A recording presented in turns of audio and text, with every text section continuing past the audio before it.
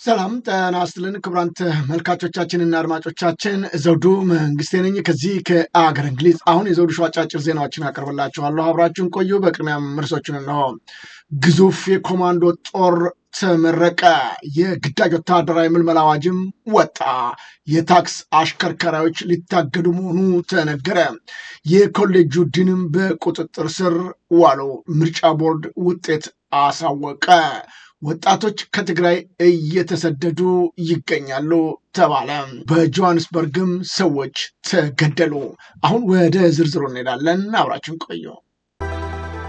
የአማራ ፋኖ ሸዋ ጠቅላይ ግዛት አሳምነው እዝ አጼ ዘርዓ ያዕቆብ አንደኛ ኮር ነጎድጓድ ክፍለ ጦር ሁለተኛ ሻለቃ በሰራቸው ድንቅና ልዩ የከተማ ኦፕሬሽን ካለምንም የተኩስ ልውውጥ ያገዛዙን የሚሊሻ ሻምበል መሪ ከነሙሉ ትጥቁ ማርኮ በድል ተመለሰ።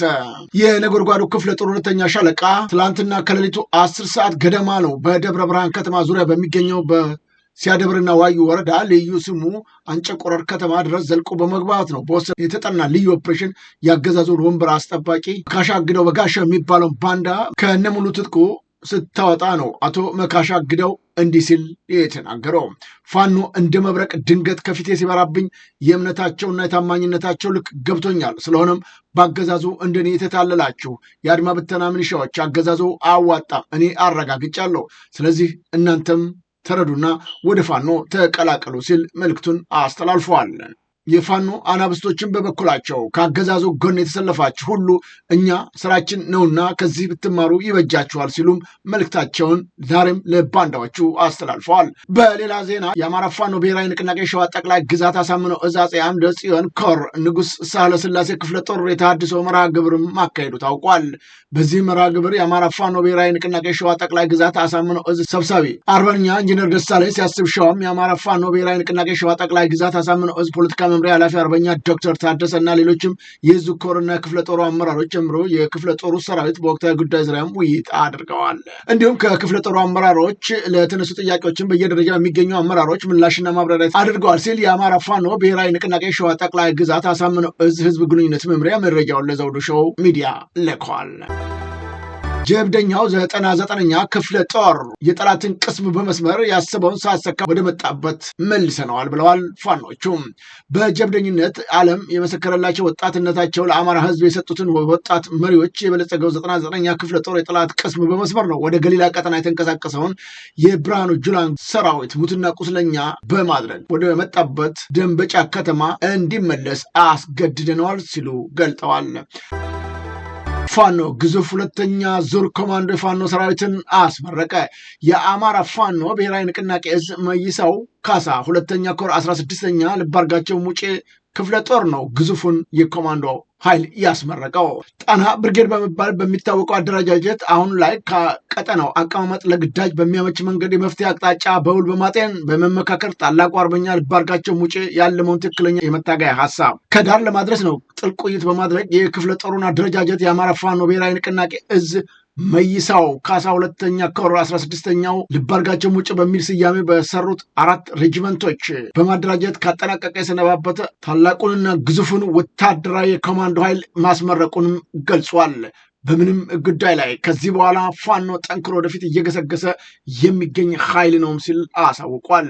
በተለይ የአማራ ፋኖ ከዚህ በኋላ በብልጽግና ኃይሎች ወደኋላ የሚያሸገሽግበት ወይም የሚመለስበት አንዳችም ጉዳይ የለንም፣ እርምጃችንን አጠናክረን ወደፊት እንገሰግሳለን ሲል የአማራ ፋኖ ብሔራዊ ንቅናቄ በላይ እዝ መይሳው ካሳ ሁለተኛ ኮር የህዝብ ግንኙነት ክፍል መረጃውን ከግንባር ለዘውዱ ሾው ሚዲያ ልኳል። ወጣቶች ከትግራይ ነቅለው እየወጡ መሆኑ አሳሳቢ አድርጎታል ጉዳዩን ተባለ። በትግራይ ክልል ዳግም እያንዣበበ ካለው የጦርነት ስጋትና ከመቀሌው ውጭ ካሉ አስገዳጅ ወታደራዊ ምልመላን ለመሸሽ ነው በርካታ ወጣቶች ክልሉን ለቀው ወደ አዲስ አበባ መሀል ሀገር እየገቡ መሆኑ የተገለጸው። የመቀሌ ነዋሪዎችና ፖለቲካ ታዛቢዎች አቶ መስፍን ደሳለኝ እንደገለጹት በማህበረሰብ ወጣቱ ካለው አውዳሚ ጦርነት መማር በተለይም ከሰሞኑ በሽራሮ አካባቢ ከተፈጸመው የድሮን ጥቃት በኋላ በፈጠረው ድንጋጤ ተጨማሪ ዋጋ መክፈል አይፈልጉም ብለዋል። ወጣቶቹ ከጦርነት ይልቅ ሰላም ወዳለበት አካባቢ ሄዶ መስራትና መለወጥን ምርጫን ማድረጋቸውንና ከፕሪቶሪያ ስምምነት በኋላ በክልሉ ባለው የፖለቲካ መከፋፈል ተስፋ በመቁረጥ አቅማቸው የፈቀደው ሁሉ በማድረግ በአውሮፕላን ጭምር ከክልሉ እየሸሹ መሆኑን አስረድተዋል። በትግራይ ክልል ዛሬ ወጣት የሚባል ኃይል እየጠፋ መሆኑ ነው እየተገለጸ የሚገኘው። በመሆኑም ህብረተሰቡ አሳሳቢ ደረጃ ላይ ደርሰናል፣ በህወሓት በኩል እየተወሰደ ያለ እርምጃ መፍትሄ ባለማግኘቱ ዛሬ ክልሉን ባዶ ሊያደርጓት ይገኛሉ ሲሉ ስጋታቸውን ገልጠዋል። በትግራይ አስገዳጅ ህግ ወጣ። በትግራይ ክልል የህዝብን ህልውና እና ደህንነት ለማረጋገጥ በሚል ርዕስ አዲስ ክልላዊ ድንጋጌ መታወጁ ታውቋል። የክልሉ ፕሬዝዳንት ዶክተር ደብረጽዮን ገብረ ሚካኤል ፊርማና ማህተም ያረፈ ይህ አዋጅ በዋናነት በክልሉ የመከላከያ ግዳጅ አፈጻጸም እና ግዳጁን በሚያደናቅፉ አካላት ላይ የሚጣሉ ጠንካራ ቅጣቶችንም የያዘ መሆኑ ታውቋል። አዋጁ እድሜያቸው፣ የጤና ሁኔታቸው የሚፈቅደው ማንኛውንም የትግራይ ተወላጅ ለሰራዊቱ ጥሪ ሲደረግለት የመሳተፍ ህጋዊ ግዴታ ጥሎባቸዋልም። ይህንን ግዴታ ባልተወጡ ግለሰቦች ላይም ከ10 ሺህ እስከ 50 ሺህ ብር የሚደርስ የገንዘብ ቅጣት እንደሚጣልባቸው የሚደነግግ ሲሆን ቅጣቱ መክፈል ግን ግለሰቡን ከግዳጅ ነፃ እንደማያደርገውም በግልጽ አስቀምጠዋል። ከዚህ ባለፈም ዜጎች ወደ ሰራዊቱ እንዳይቀላቀሉ ተስፋ የሚያስቆርጡ የጸረ ግዳጅ ቅስቀሳ የሚያደርጉ ወይም ከሰራዊቱ ጥፉትን የሚደብቁ ግለሰቦች እስከ 5 ዓመት በሚደርስ እስራት እንደሚቀጡም ነው ህጉ የደነገገው። በተለይም በመገናኛ ብዙሃን በመጠቀም መሰል ተግባራትን የሚፈጽሙ አካላቶች እስከ 25 ዓመት በሚደርስ ጽኑ እስራት እንደሚቀጡ በአዋጁ ላይ ተካቷል። የፌዴራል መንግስቱ በትግራይና ኤርትራ አዋሳኝ አካባቢዎች እየወሰዳቸው የሚገኘው ንድር ጥቃቶችና ህወሓት እያደረገ ያለውን ከፍተኛ የሰራዊት ዝግጅት በቀጣይ በአካባቢው ወደ ከፋ ግጭት ሊያመራ እንደሚችልም አመላካች ተደርገውም ተወስደዋል። ከ400 ሚሊዮን ዶላር በላይ ወጪ የተደረገባቸው የድሮን ጃሚንግ አይሰሩም ተባለ። ጊዜው ያለፈበት በመሆኑ የህወሓት አመራሮች የድለላ ሲሳይ ሆነዋልም ተብሏል። የህወሓት ከፍተኛ አመራሮች በደላሎች አማካኝነት ከምስራቅ አውሮፓ ሀገራት የተገዙትና 400 ሚሊዮን ዶላር በላይ ወጪ የተደረገበት የድሮን ማሰናከያ ድሮን ጃሚንግ ቴክኖሎጂ ሳይሰራ መቅረቱን የትግራይ ጉዳዮችን የሚዘግበው ጋዜጠኛ ዳዊት ከበደ መረጃውን እንዲህ ሲል አጋርቷል። በርካታ የሰራዊት አዛዦች እንዲሁም የነሱ ፊት አውራሪዎች በተደጋጋሚ ሲገልጹ ነበር። እንደ ከዚህ በፊት አይደለም፣ በበቂ ሁኔታ ታጥቀናል የሚል ነበር። የዚህ የጸረ ድሮን ግዢ ጋር በተገናኘ ከምስራቅ አውሮፓ ደላሎች ጋር ግንኙነት ተደርጎ ነበር ከበርካታ ወራት በፊት። ይህንን ያደረጉት 3 አካላት ናቸው። ወይዘሮ ፈትለወርቅ ገብረ እግዚአብሔር፣ ዶክተር ደብረጽዮን ገብረ ሚካኤል እና ባለሀብቱ አቶ ዳዊት ገብረ እግዚአብሔር ሶስቱም ባደረጉት ውይይት ከምስራቅ አውሮፓ ሀገሮች የጸረ ድሮን እንዲመጣና የጸረ ድሮኑ ያው ቢገጣጠም አክሰሰሪዎቹ መጥተው ቢገጣጠም የሚል ሙያተኞችን መጥተው በመቀለ ወደ ኩሓ ወጣ ብሎ ባለ የሰሜን አየር ምድብ በሚባል ቦታ ላይ ነበር የመገጣጠም ስራ ሲሰራ የነበረው ለበርካታ ወራት እና በዛ መልኩ የመገጣጠም ስራ ተሰርቶ አሁን ሙከራ ሲደረግ መረጃ ግን ራሱ የሰከንድ ሃንድ ነበር የመጣው። መጀመሪያ ግን ሲነጋገሩ እንደዛ አልነበረም። ሰከንድ ሃንድ ነው ያመጡላቸው እነሱ። ይህ የጸረ ድሮን የደላላ ሲሳይ እንዲሆን ተደርጓል። አሁን እንደገና ምን አይነት ፕላን ቢ እንዳስበው አይታወቅም።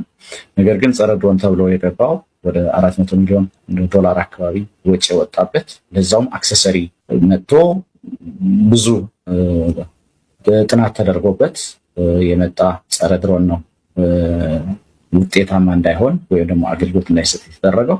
ይህ መረጃ በጋዜጠኛ ዳዊት ከበደ ከወጣ በኋላ በርካታ የትግራይ ተወላጆች ምን እያደረገ ነው? ይህ የትግራይን ሕዝብ አደጋ ውስጥ የሚወድቅ መረጃ ለብልጽግና ለአብይ አህመድ እንደማቀበል ይቆጠራል። ትግራይ ዛሬ ችግርና መከራ ውስጥ ባለችበት በዚህ ሰዓት እንደነዚህ አይነት የራሱን የትግራይን ሕዝብ ችግር እያወጡ ማጋለጥ ተገቢነት የለውም ሲሉም ጋዜጠኛ ዳዊት ከበደን አንዳንድ የትግራይ ተወላጆች በመተቸትም ላይ ይገኛሉ። የኢትዮጵያ ምርጫ ቦርድ የ4 ምርጫ ክልል ውጤቶችን ይፋ አደረገ። ይፋ በተደረጉት ውጤቶችን ብልጽግና ፓርቲ በኦሮሚያ ክልልና በጋምቤላ ክልል ለህዝብ ተወካዮች ለክልል ምክር ቤት ያቀረባቸው ሁሉም እጩዎች ወንበር አግኝተዋል ሲል አሳውቋል። በአማራ ክልል በጎንደር ዙሪያ 4 የምርጫ ክልልም የአማራ ብሔራዊ ንቅናቄ እጩ የሆነው አቶ ጣሂር መሐመድ ለህዝብ ተወካዮች ምክር ቤት ፓርቲያቸው ወክለው ወንበር ሲያገኙ፣ በቀሪዎቹ ለህዝብ ተወካዮችና ለክልል ምክር ቤት ብልጽግና ፓርቲ ያቀረባቸው እጩዎች ወንበሩን አግኝተዋል ብለዋል። አቶ ጣሂር በተወዳደሩበት ብልጽግና ፓርቲ እጩ አለማቅረቡንም ለማወቅ ችለናል። በቤኒሻንጉል ጉሙዝ ክልል ከቤኒሻንጉል ህዝብ ነጻነት ንቅናቄን ወክለው ለክልል ምክር ቤት የተወዳደሩት ሐሲል አርባብ ሐሚስ አንድ መቀመጫ ሲያገኙ ብልጽግና ፓርቲ በምርጫ ክልሉ ለክልል ምክር ቤት ያቀረባቸው 8 እጩዎች መቀመጫ ማግኘታቸውን ታውቋል። በሌላም በኩል ሰብሳቢያ ምርጫ ከተካሄደባቸው 1138 የምርጫ ክልሎች ውስጥ 816 የሚሆኑት የማዳመር ስራዎች አጠናቀው ወደ ማዕከሉ ውጤታቸውን መላካቸውንም አስታውቀዋል። ሰባኪ ወንጌል ዳንኤል ዘላለም ታዬ ታሰረ። ዲያቆን ዘላለም ታዬ በኢትዮጵያ ኦርቶዶክስ ተዋሕዶ ቤተክርስቲያን ውስጥ በማስተማር በስነ ልቦና ምክርና በማህበራዊ አገልግሎት የሚሳተፍ ንቁ ወጣት ሰባኪ ወንጌል እንደሆነ ይታወቃል። ታዲያ ለሰንበት ትምህርት ቤቶች ለተከታታይ ኮርሶች በመስጠትና በቀን አገልግሎት የሚታወቀው ይህ ሰላማዊ ወጣት ሰባኪ ወንጌል መታሰሩ ታውቋል።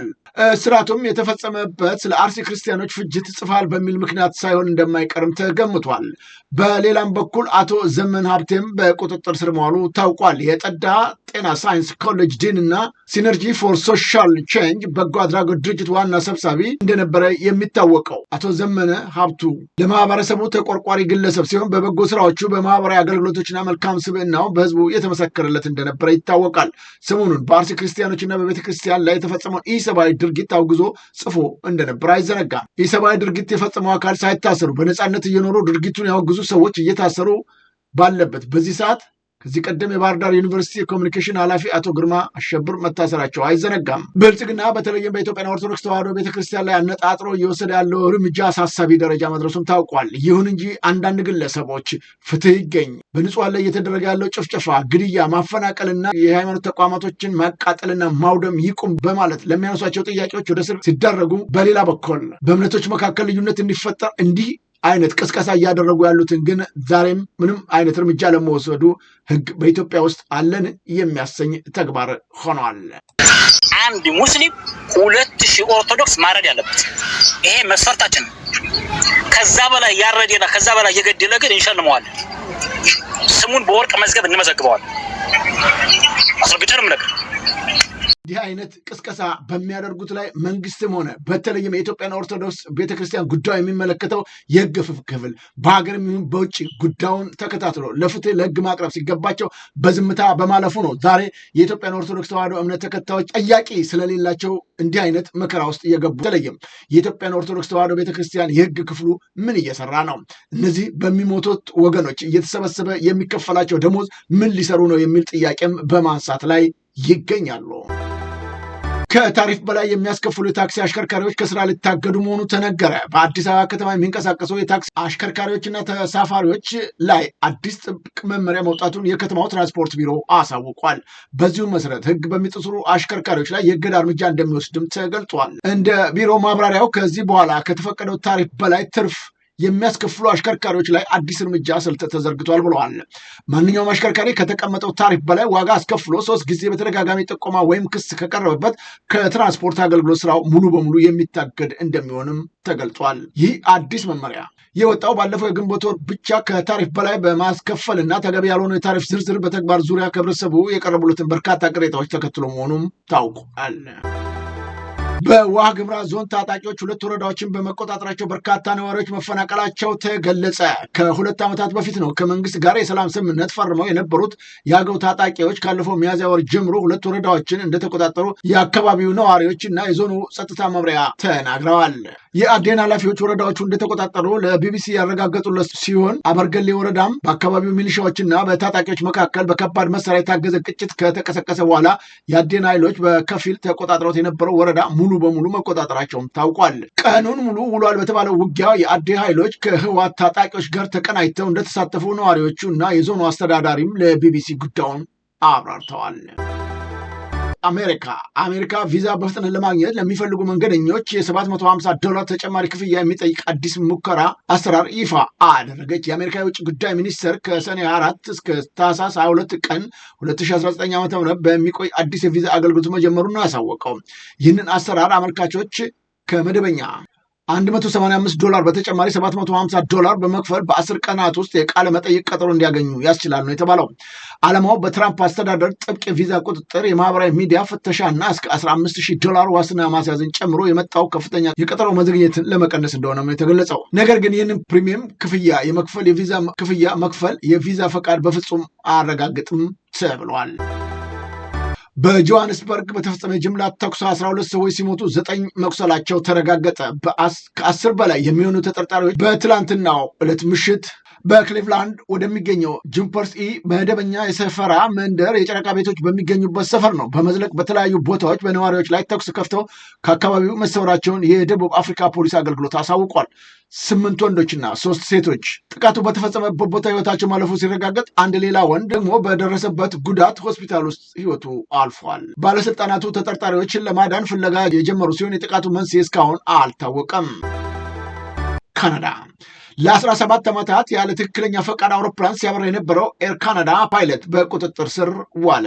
የቀድሞው የኤር ካናዳ ፓይለት ትክክለኛ የካፒቴን ፍቃድ ሳይኖረው ነው ለ17 ዓመታት ያህል በሺዎች የሚቆጠሩ መንገዶችን በንግድ በረራዎች ሲያጓዙ በመቆየቱ በቁጥጥር ስር መዋሉን የካናዳ ፖሊስ ያሳወቀው። ጃፍሪ ዋል የተባለው 59 ዓመት ፓይለት እንደ አውሮፓ ዘመን አቆጣጠር ከ2009 ጀምሮ በሐሰተኛ ሰነድ ሲያበር እንደነበረ የተደረሰበት ሲሆን በአሁኑ ወቅት ከማጭበርበር ጋር የተያዙ 7 የወንጀል ክሶችም ተመስርተውበታል። ፖሊስ እንዳለው ተከሳሹ ከ1998 ጀምሮ በድርጅቱ ውስጥ በፓይለትነት ሲሰራ የቆየ ቢሆንም በ2009 ዋና አብራሪነት ወይም ካፒቴን ካደረገበት ጊዜ ጀምሮ ለቦይንግ አውሮፕላኖች የሚፈለገውን ከፍተኛ የበረራ ፈቃድ ሳይኖረው በሐሰተኛ ሰነድ 900 ያህል የአገር ውስጥ እና ዓለም አቀፍ በረራዎች አድርጓል። ድርጊቱ ባለፈው ዓመት በተደረገው መደበኛ ግምገማ የሰነድ አለመጣጠም በመምጣቱ በምርመራ የተደረሰበት ሲሆን ኤር ካናዳ ግለሰቡን ወዲያውኑ ከስራ አግዶታልም ሲል ገልጧል። ክቡራን ተመልካቾቻችንና አድማጮቻችን ለአሁኑ ያቀረብኩላችሁ የዘውዱ ሾው አጫጭር ዜናዎች እነዚህን ይመስሉ ነበረ። በቀጣይ ዝግጅታችን እስከምንገናኝ የዘውዱ ሾው ሚዲያን ሼር፣ ላይክ እና ሰብስክራይብ በማድረግ ወዳጅ ቤተሰቦቻችን እንድትሆኑ ከወዲሁ በማክበር እንጋበዛለን። ከዜናዎቹ ጋር አብሬያችሁ የነበርኩት እኔ ዘውዱ መንግስት የነበርኩኝ። ጤና ይስጥልኝ።